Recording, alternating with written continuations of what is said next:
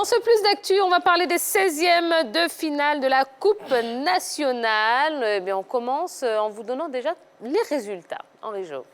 Il y a eu 16 rencontres lors de ces 16e de finale de la Coupe nationale et beaucoup de résultats, surtout la SEC Mimosa, qui, encore une fois de plus, était opposée à, je dirais maintenant, sa nouvelle bête noire. Il s'agit du Racing Club d'Abidjan et la SEC a été battue, encore une fois de plus, par cette équipe du Racing. Le COU est tombé face à l'USC Bassam 1-0. La FAD a dominé Sol FC 3-1. L'Asie d'Abengou s'est qualifié au tir au but 3 tirs contre 0 face à la SOA. Match, les 90 minutes, c'était 2-2 entre les deux équipes. Ici à Oasis, le club de la Ligue 1 est tombé face à un club de la Ligue 2, US Fermier, 3-1. Iska a été battu par Souga 3-1. Et puis l'équipe de Williamsville Athletic Club du président Kone Abaka, voilà, s'est qualifié face au Sporting Club de Gagnoa au tir au but. Et puis le CO Boisflé a battu Tabo. L'Is de Sacentra a été sorti par Songon.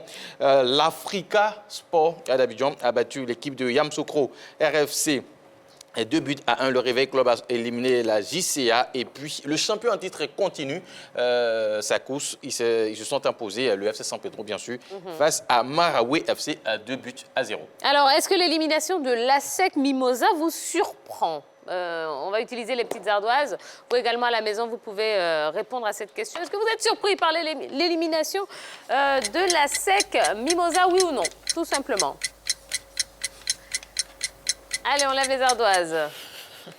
Yellow, vous avez dit non. Pourquoi? Non, déjà parce que, comme l'a dit Henri Joël, le Racing Club d'Abidjan, c'est la bête noire de l'ASEC. L'ASEC n'a jamais vaincu le Racing Club d'Abidjan. Et sur ce match-là, vraiment, le Racing a prouvé qu'il était supérieur, qu'il était dominateur par rapport à l'ASEC. Donc, pour moi, ça ne m'étonne pas clairement. Monsieur Koné, vous avez répondu oui. Oui. Pourquoi? Oui, parce que en termes de compétition, un club qui se fait battre 2 fois avant une troisième rencontre, vous voyez qu'il y a eu, sur les 5 rencontres, il y a eu 2 nuls seulement. Et 3 victoires pour le RCA et 2 nuls. Voilà. Donc, quand on a perdu 1 fois, 2 fois, je pense qu'on doit avoir envie de relever le défi. Alors, comment est-ce que vous expliquez, attendez, Roger Stéphane, comment est-ce que vous expliquez que l'entraîneur de la SEC, M. Chevalier, ne trouve pas la solution face au RCA? Oui, mais parce qu'il faut le dire clairement, il ne faut pas qu'on ait peur de le dire, le RCA est plus fort que la SEC Mimosa. En 5 rencontres, ils ont gagné 3 fois les jaunes et noirs, ils ont fait 2 matchs nuls. Je dis, sur ce qu'on a vu jusqu'à présent, la SEC est impuissante parce que l'équipe là est plus forte qu'elle, tout simplement. Il ne faut pas qu'on se le cache.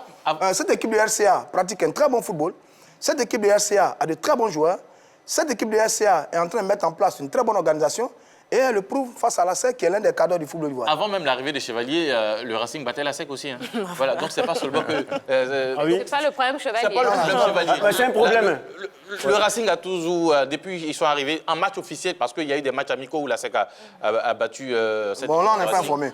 Non, surtout, ils ont joué du côté de Sol Béni. En match amical, la SEC s'est imposée. Mais en match officiel, la SEC n'y arrive pas. Ouais. C'est pas un problème Chevalier, c'est un problème...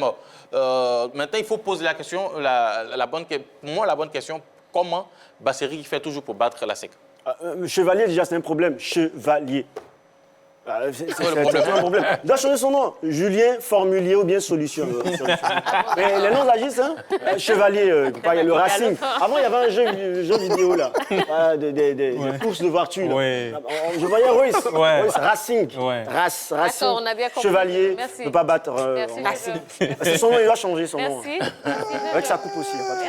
Bon, après, sur ce match, ça a vite basculé, hein, parce que c'est l'RCA, dès la 3e minute de jeu, d'entrée de jeu, qui marque. Après, l'ASEC égalise par Sengoné. Et derrière, c'est encore cette équipe du RCA qui trouve de la ressource et qui vient marquer le second but. Je pense que tactiquement, Chevalier, comme dit, va s'appeler Racing maintenant.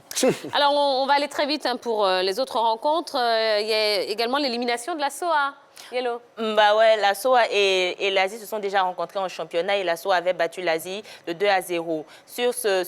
Dans la Coupe nationale, l'Asie revenait avec plus de motivation par rapport à la SOA. Mais il faudrait dire aussi que c'est un match qui a tenu toutes ses promesses puisque ces équipes-là se sont rendues coup pour coup. Et c'était surtout le match aussi des portiers, le portier de l'Asie, le portier de la SOA. Déjà, ils se sont séparés en temps réglementaire sur le score de 2-2. Ouais. Et ensuite, au pénalty, le gardien gardien de l'Asie qui s'appelle Yellow. Yellow Ruben. C'est très bien illustré. Oui. Comme Allez. par hasard. La famille? Non, Ah, comme c'est par pas comme par hasard. hasard que tu savais. Eh ben là, j'ai un scoop. C'est Hein. très bien illustré, Oui. voilà, donc l'Asie a mérité vraiment. Non, l'Asie n'a pas La mérité. Là, j'ai un scoop. Oui. Vraiment, il y a une information qui est tombée. Tous les militaires sont appelés en caserne. Donc, la SOA cherchait un moyen pour se faire éliminer. Et puis, bon, c'est tombé là. On parle d'Issiawazi qui a été sorti par un club de Ligue 2. Oui, après, Issiawazi surfe sur une bonne dynamique, hein, a battu l'équipe de Stella, hein, qui évolue également en Ligue 2 de Côte d'Ivoire. Avant ce match, donc, cette équipe d'Issiawazi surfait sur une bonne dynamique. Et puis en face, une équipe quand même qui se cherchait. Donc, Issiawazi reste sur 3 défaites de nul. Et puis, il faut dire que 14e sur 14 équipes en Ligue 1, Issia est en perte de perdition. Et puis, une belle formation quand même de fermier qui est venu, qui a fait la différence. L'AS Standa qui est tombé pour la première fois depuis 4 matchs. Oui, coup d'arrêt pour l'équipe de l'AS Standa qui était sur une très belle série de 4 victoires consécutives en championnat, battue donc par l'équipe de Boaké FC, battue sèchement 3-0. Une formidable équipe de Boaké qui, rappelons-le, avait réalisé un bon match nul, 1 but partout face à l'équipe du RCA en championnat. Bravo à l'équipe de Boaké et coup d'arrêt pour l'équipe de l'AS Standa. Bassam sorti par le COE. C'est le charme de la Coupe. Voilà, parce qu'en Coupe, un club de D3 peut venir battre même un club de D1. Donc voilà, l'USC Bassam qui sort face à un ancien de la Ligue 1. On ne l'oublie pas, c'est vrai. Le COE est en Ligue 2, mais voilà, à un moment, ils ont joué la Coupe d'Afrique, même la finale de la Coupe de la Confédération. Donc c'est une équipe qui, malgré peut-être sa relégation, quand même, garde de bons souvenirs des grands matchs. Un petit mot sur le WAC. Ah ben, le WAC, à mon avis, qui se met en danger, puisqu'ils sont à la lutte pour se maintenir au niveau de la Ligue 1. Ils se qualifient. Je ne dirais pas que c'est mauvais, mais ça va être compliqué de pouvoir gérer les 2 compétitions, et le championnat et la Coupe nationale, parce que bon, là, il faut avoir un bon banc. Bon, mais d'un autre côté, ils ont besoin de la Coupe nationale pour sauver la saison. Parce qu'ils pourraient être relégués en 2e division. Donc, forcément, ils ont besoin aussi de se concentrer sur cette Coupe nationale, qui est la 2e compétition au plan local, qui donne accès à une Coupe africaine. Donc, peut-être que c'est une façon pour eux de sauver la saison en s'impliquant. Ça sera vraiment compliqué, je veux dire, parce que imaginez le WAC relégué en Ligue 2 et la saison qui suit et qui gagne une place. Le stade a fait, récemment. Allez, rapidement, donc le tableau de tous les qualifiés. Hein. Oui, pour les prochaines journées, les qualifiés pour les 8e de finale, on a Songon FC, FC San Pedro, Boaké FC, Afad Siwe, Africa Sport, Réveil Club de Plateau FC, G27, le club de Yao Kwasi Gervais, dit la Jaguar, Azid Abengo, Racing Club d'Abidjan, les Fermiers, le WAC, Iska, CO Korogo, CO Boisflé. 43 buts marqués en 16 matchs, 9 victoires à domicile, 7 à l'extérieur. Ça m'aurait surpris. Je ne dis pas les chiffres. Quand même. Il les a toutes. Allez, on continue. Donc, 2e titre de ce Plus d'actu, coronavirus versus football. Et oui, est-ce qu'on doit décréter une saison blanche comme le préconisent certains? Oui ou non, sur les ardoises également. Allez. Est-ce qu'on devrait partir sur une saison blanche? Vous avez le droit d'effacer la première réponse, monsieur Comé. J'ai du oui et non, hein.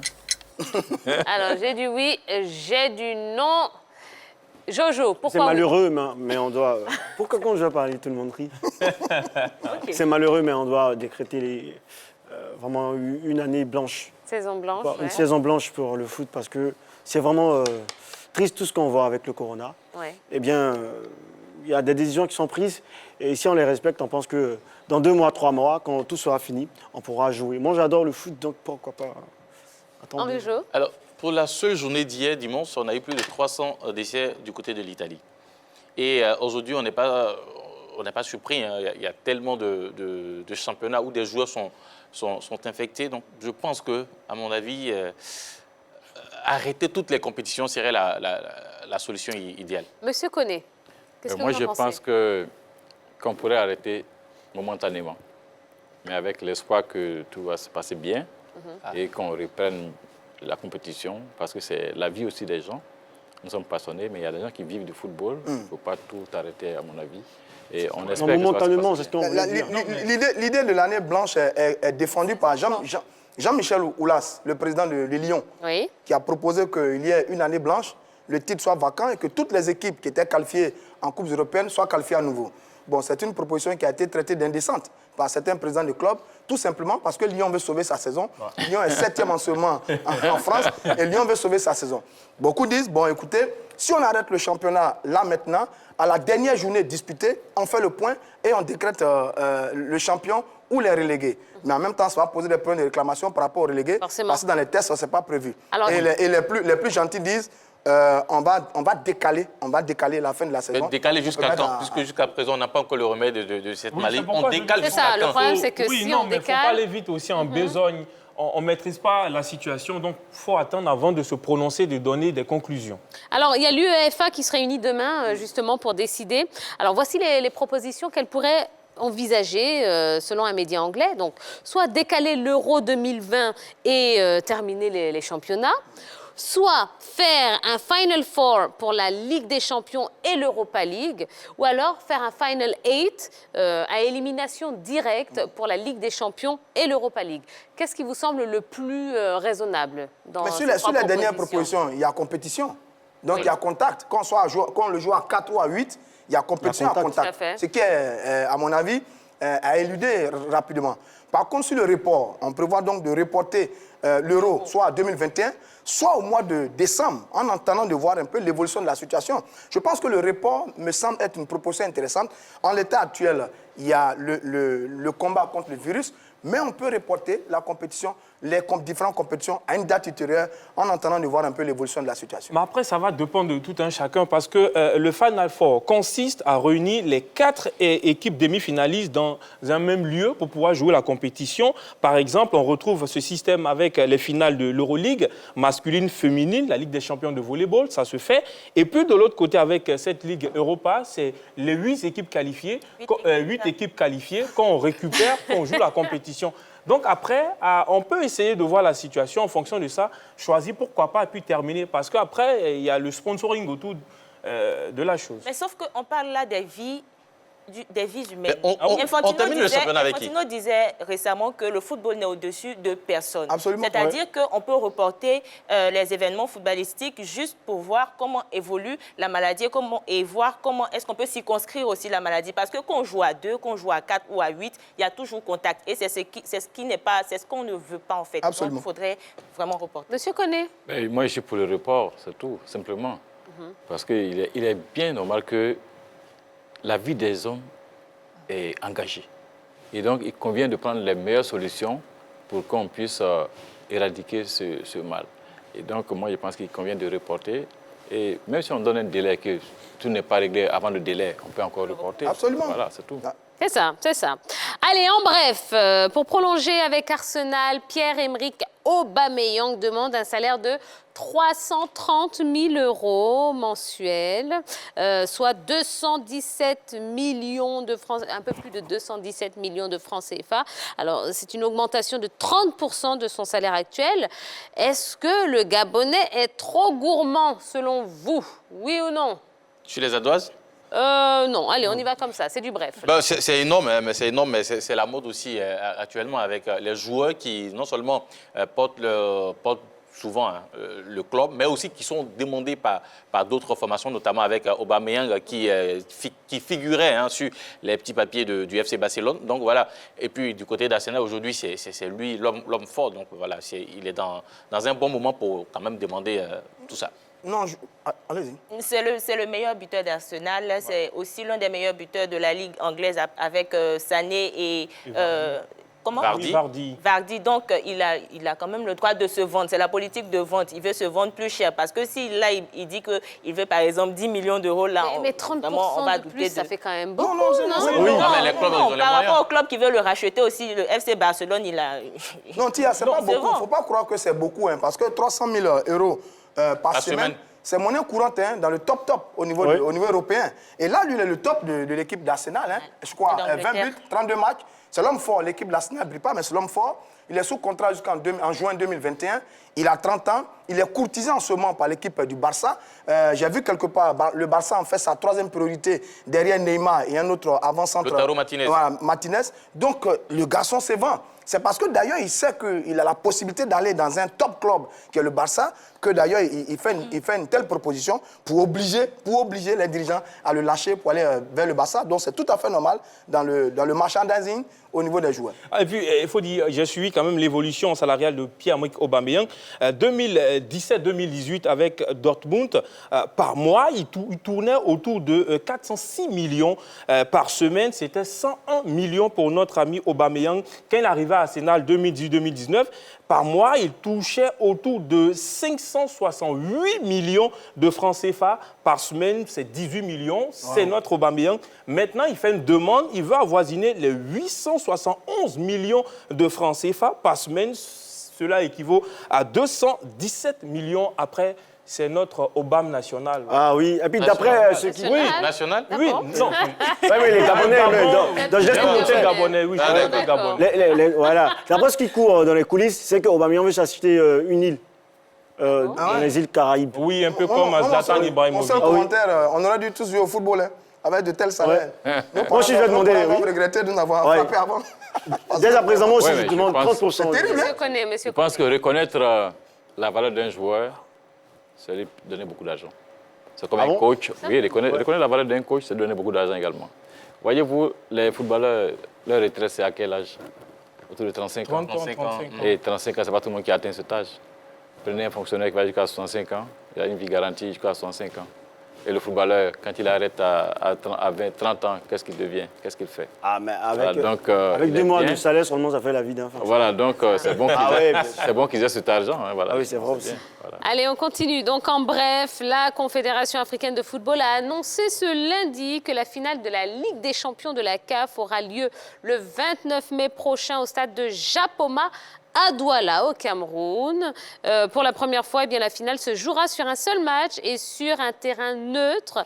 Qu'est-ce que vous en pensez, messieurs, dames? Ça nous éviterait le scénario de la finale passée hein, entre Très bien. le Wydad et l'Espérance de Tunis où le VAR au premier match était bien fonctionnel et puis au second match... Ça va, ouais. Non, les deux se disent, ne vous en faites pas, le VAR et la VAR. Donc au premier match fonctionnel, au second match ça a été défaillant. Donc ça nous éviterait quand même ce scénario-là. Et puis on connaît souvent les équipes qui reçoivent sont taxées Ouais, ça c'est clair. d'être favorisées par les arbitres, mais là on va jouer sur un terrain neutre, donc pas de favoritisme. Un terrain neutre, un coup KO, je pense que c'est bon. C'est Ouais. bon parce que là, on joue tout notre va-tout. Si vous perdez, il n'y a pas de fini. match. Il y a pas de match Vraie retour. finale. On va revenir. Là, on voit tout le monde en situation. Si vous voulez la coupe, ça se passe sur le terrain. C'est une très bonne décision. D'abord, la période du 29 mai, on a le temps de le voir par rapport au reporté. Covid-19.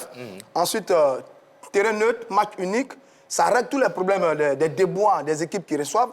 Même sur le dernier match, Raja, TP Mazembe, quart de finale de la Ligue des Champions, les Marocains se sont plaints de traitements, Difficile, de mauvais hein. traitements De mauvais des traitements. Congolais qui avaient été battus au match aller 2-0 et qui devaient renverser la situation à domicile. Ils se sont imposés 1-0, insuffisants, ils ont été éliminés. Mais les Marocains se sont plaints de maltraitance. La preuve, à la mi-temps du match, ils sont restés assis sur la pelouse pour préparer la seconde période. Donc, on va éviter tout ça. On est sur terrain neutre. Par contre, le problème, est-ce que le public va se déplacer pour suivre le match? Ça, c'est l'autre question à... Allez, on va terminer avec l'avis de notre invité, notre DTN, Oui. hein, monsieur Koné. Naturellement, c'est le dernier point qui soulève qui met un doute, à savoir est-ce que les clubs auront les supporters qui vont se déplacer. Ouais. C'est juste le problème. Sinon, autrement dit, ça règle tous les problèmes. Ouais. Les Camerounais sont vraiment nerveux. Et quoi que c'est une finale, c'est une finale. Voilà. Très bien, merci beaucoup.